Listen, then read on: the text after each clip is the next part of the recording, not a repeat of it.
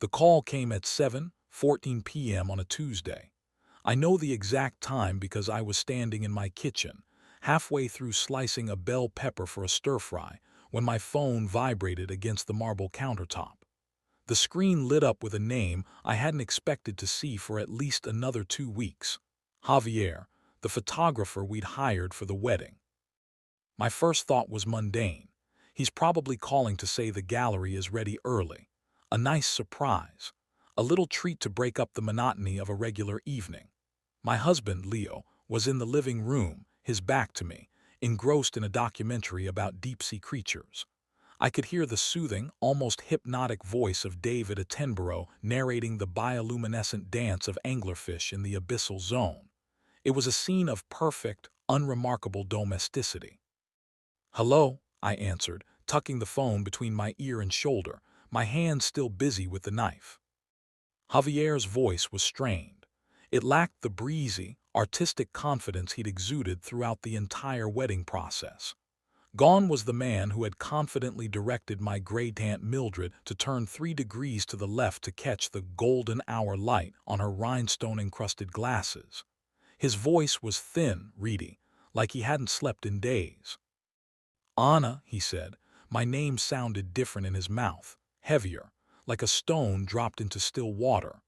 "I'm sorry to call you so late. I know the gallery isn't due for another 10 days. I've been editing the photos from your wedding." I felt a small, cold finger of unease trace a line down my spine. It was irrational. I'd known Javier for 6 months. He was a consummate professional. He'd photographed my best friend's wedding without a hitch. He was known for his dreamy, ethereal style, his ability to capture the love in the room, as his website so aptly put it. "Is everything all right?" I asked, forcing a lightness into my tone that I didn't feel. There was a long pause. I could hear the faint hum of what I assumed was a computer fan in the background, a low, buzzing whine. Then he took a deep, shuddering breath. "No," he said, his voice dropping to a conspiratorial whisper. "No, Anna, it's not. I was going through the proofs, culling the blurry ones, correcting the color balance, and I noticed something very disturbing in the wedding photos." My hand stopped midair, the knife hovering over the vibrant red of the pepper. Leo, sensing a shift in my posture, muted the television. The sudden silence in the room was more jarring than the documentary's sound effects. The silence felt heavy, expectant. "Disturbing," I repeated, the word tasting foreign and sharp on my tongue. "What do you mean? A technical glitch? A lens flare?" "No," he said, his voice barely audible.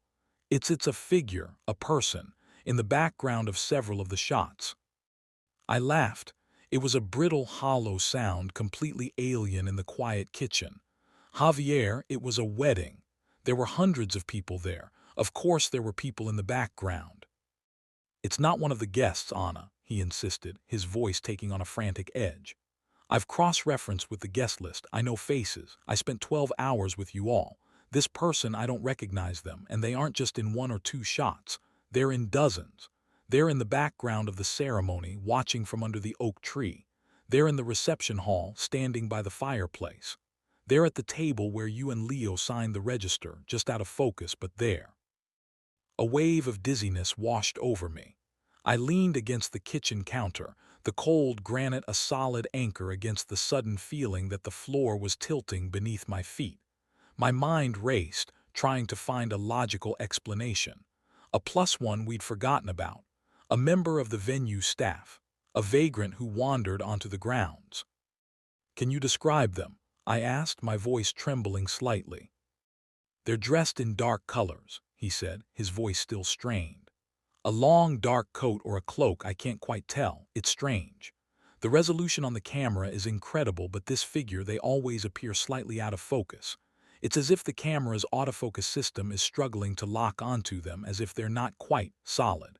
And in the photos where they're most prominent, there's a weird distortion, a blurring of the pixels around them, like the fabric of the photo is fraying." My heart was hammering against my ribs. This was insane. It was a prank. Leo had put him up to this. It was a bizarre, tasteless joke to get back at me for hiding his car keys last week. Javier, this isn't funny, I said, my voice rising in pitch. If this is a joke, it's in terrible taste. I swear to you, Anna, he said, his voice cracking with genuine fear. I'm not joking. I'm sending you the files right now. Look at them for yourself. I'm sending you a folder of the most egregious ones. I'll send them to your email. I needed to warn you. I don't know who this is or what they were doing there, but I knew I couldn't just sit on this. I'm a photographer, Anna. I notice things, and I can't unnotice this. He hung up. The line went dead. I stood there frozen, the knife still clutched in my hand, the half-sliced bell pepper growing soft and dry on the cutting board. Leo got up from the couch, his brow furrowed with concern. "Babe, what was that all about? You look like you've seen a ghost." I couldn't speak. I just stared at him. He took a step closer, his warmth a stark contrast to the sudden coldness I felt radiating from my own skin. "Javier," I finally managed.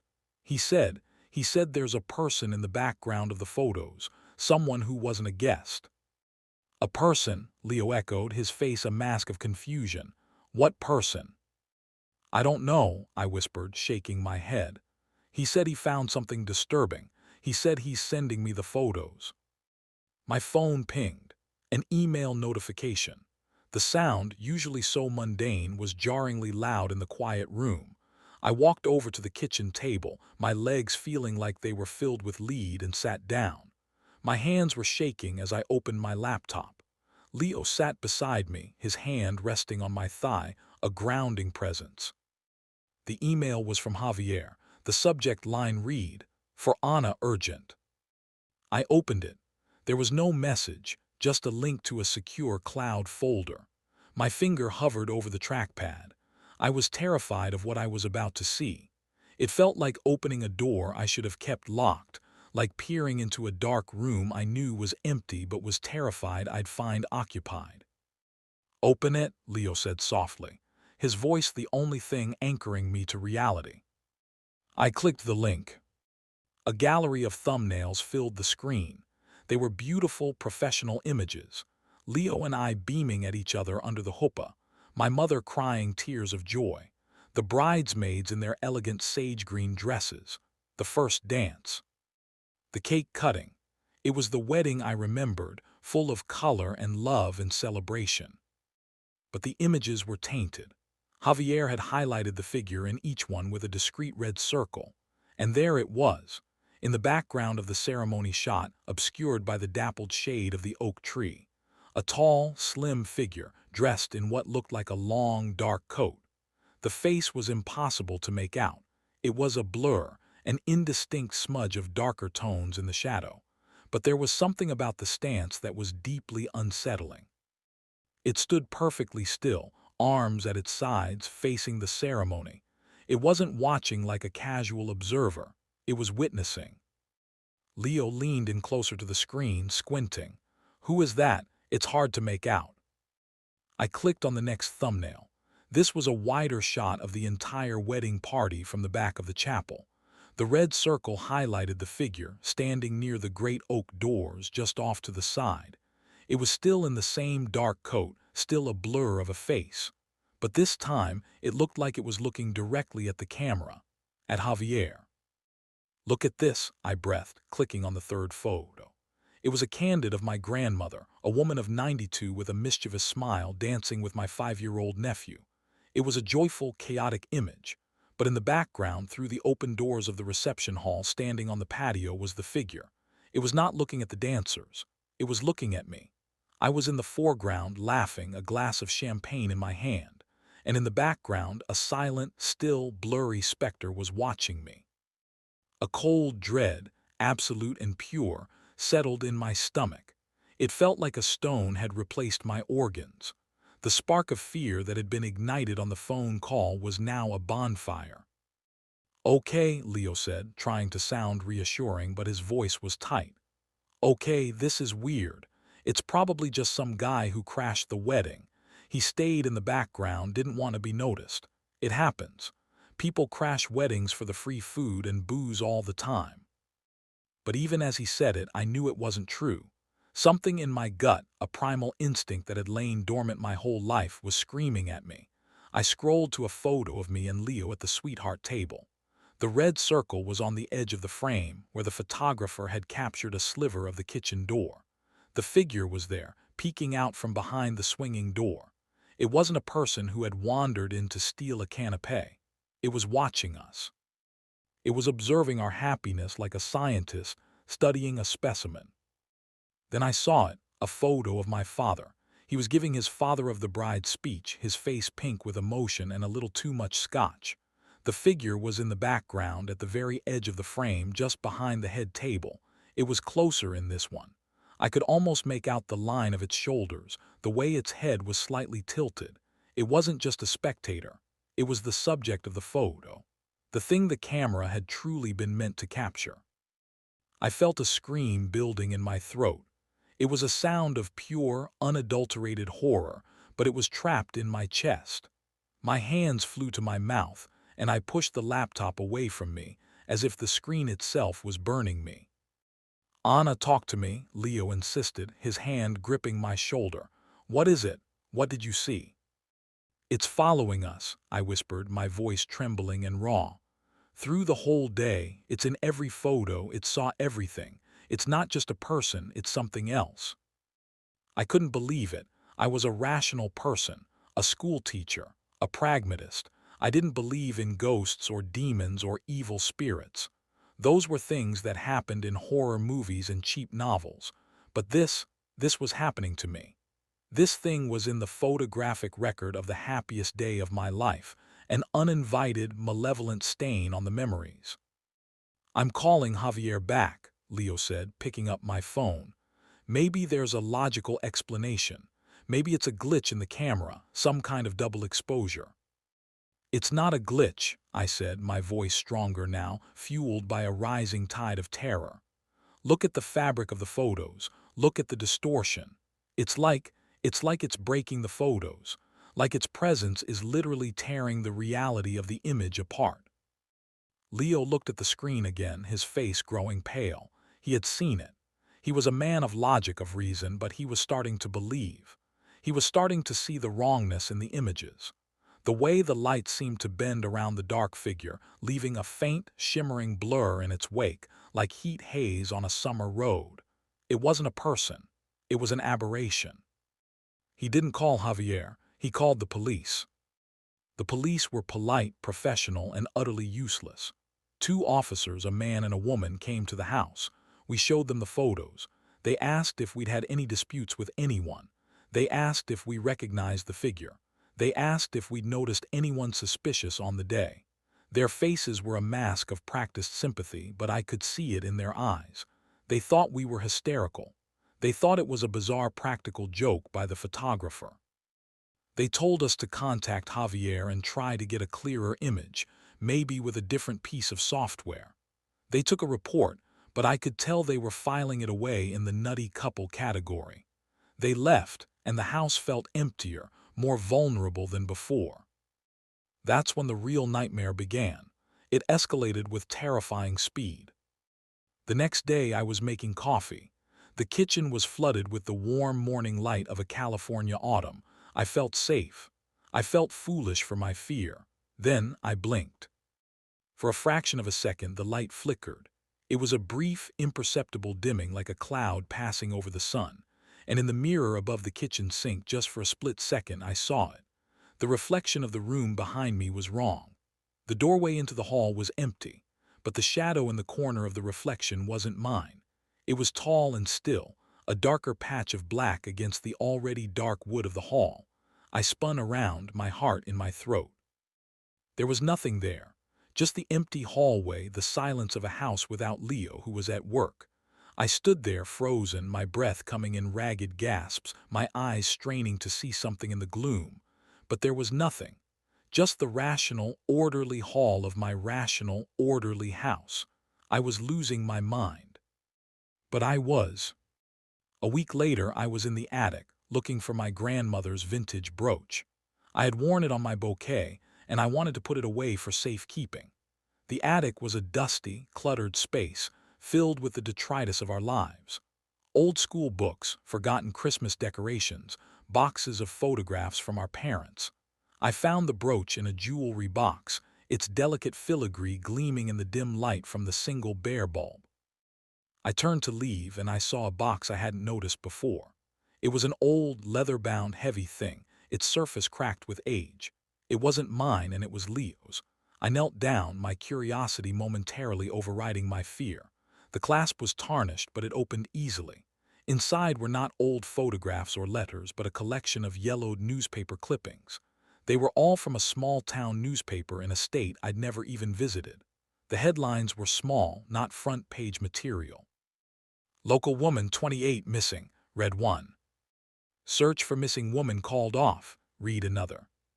Family holds vigil for disappeared daughter, read a third. My hands were shaking as I rifled through the clippings. They were all about the same woman. It took me a few moments to piece together the name from the grainy picture that accompanied one of the articles. It was a high school yearbook photo. A young woman with dark, intelligent eyes and an easy smile. Her name was Eleanor Vance. My name was Anna Vance. Eleanor was my great-grandmother. A cold, sickening realization began to dawn on me. The photos, the figure, the date of the first clipping. It was the exact date of my great-grandmother's wedding. I called my mother, my voice trembling. Mom, who was Grandma Eleanor, tell me everything. There was a long pause on the other end of the line. Why do you want to know about her, sweetie? She died before you were born. She was a troubled woman, they said. She had a nervous breakdown after her wedding. What happened? I pressed. No one really knows, my mother said, her voice hesitant. She was so happy, they said, head over heels in love with a man from a powerful, wealthy family in town. There were rumors, whispers, you know how small towns are. People said she saw something on her wedding day. She started talking about a man in a dark coat. She claimed he was following her, watching her. My mother said she became obsessed with the idea that he was in the photographs. I felt the blood drain from my face. In the photographs. Yes, my mother sighed. She kept looking at her wedding photos over and over and she'd get hysterical. She said there was a ghost in the background. They thought she was just a hysterical bride, you know, delusional. She was institutionalized a few years later.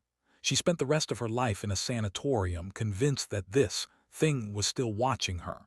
My father, your great-grandfather, he would never speak of it. He destroyed all the photos. He burned them. He said it was the only way to be free of it. The clue, the one thing I had missed. I wasn't supposed to look at the photos. My great-grandfather had the right idea. He tried to destroy the evidence to sever the connection. But he didn't succeed. The thing was still out there, transferred. The legacy of my grandmother's madness wasn't just a family secret. It was a ghost. A sentinel of misery that had been passed down through the bloodline, waiting for a wedding, waiting for a new set of photos. I remembered a conversation Leo and I had had the month before the wedding. A strange, absent-minded comment from my mother. She was looking at a picture of me and my cousins at our great-grandmother's grave. It's a shame, she'd said, that the only remaining photo of Eleanor is that old yearbook one. All the photos from her life just disappeared. They didn't disappear. They were destroyed in a desperate attempt to break the cycle. The next few weeks were a blur of escalating horror. The figure started appearing in my peripheral vision. A flicker of darkness in the corner of my eye when I turned. A shadow that was too long in a room where I was alone. It started appearing in Leo's photos on social media, a blur in the background of his office selfie. Then it started to appear in real life. I saw it in the crowd at a farmer's market, a tall, still figure standing at the edge of the stalls, watching me. I saw it across the street from the school where I teach, a dark sentinel beneath the bare branches of an old oak tree. I saw it on the security camera of our building, a black smudge in the hallway outside our apartment.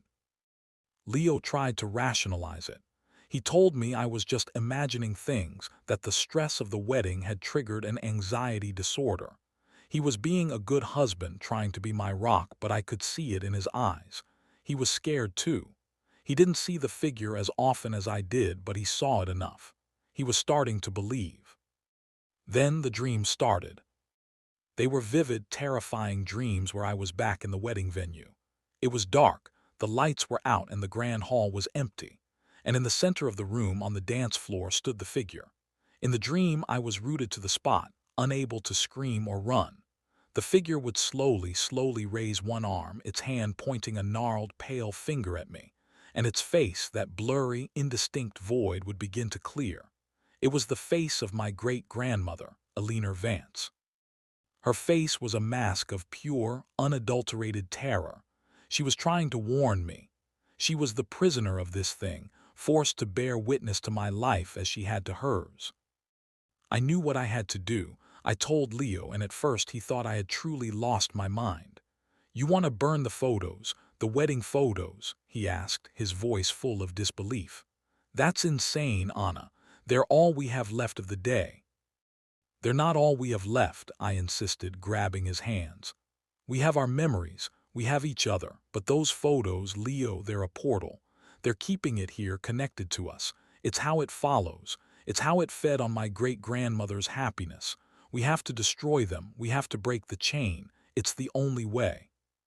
He looked into my eyes and he saw the truth there. The desperation, the terror, the absolute conviction. He nodded, his face pale. That night we built a small fire in the backyard fire pit. It was a cold, clear night. The stars were out, a million pinpricks of light in the inky blackness, indifferent to our drama. I took the laptop, the one with all the photos, the ones Javier had sent me and the ones from my mother's collection, the old, faded pictures from before I was born. They were scanned, digital, but the connection was there.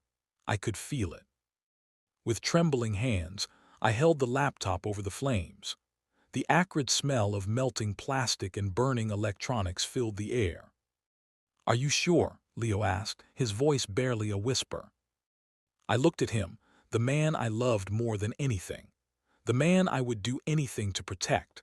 I thought of my great-grandmother, alone in that sanatorium, surrounded by her own personal demon, her life stolen from her. I thought of the cycle of misery and fear that had been passed down through the generations. "I'm sure," I said. I dropped the laptop into the fire. It landed with a loud crackle and the flames licked hungrily at its casing. I watched it burn. A pyre of memory and fear. The digital files were being consumed, every pixel of the figure's blurry presence turning to ash. As the flames rose higher, I felt a strange sensation, a release. A lifting of a weight I hadn't even known I was carrying. The air around me, which had felt so thick, so oppressive, suddenly felt clear. I could breathe again. The oppressive feeling of being watched, which had been my constant companion for weeks, dissipated like morning mist. I looked up. The night sky was beautiful. The stars were brilliant and cold.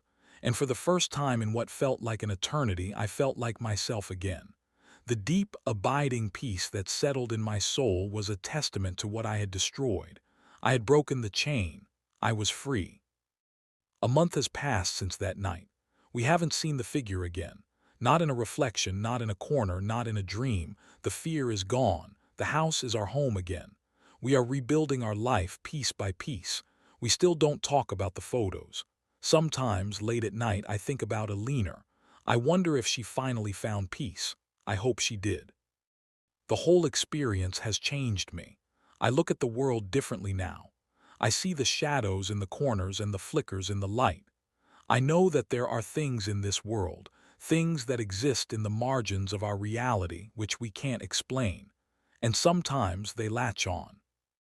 It's amazing what you can find in the background of a photograph. A moment of pure, unadulterated joy can hold a secret, a silent witness to our most private, cherished moments. It's a terrifying thought. It makes you wonder what you might find in your own photos if you looked hard enough. It makes you realize that some doors, once opened, can never be closed again. And sometimes, the only way to be free is to let the ghosts of the past burn.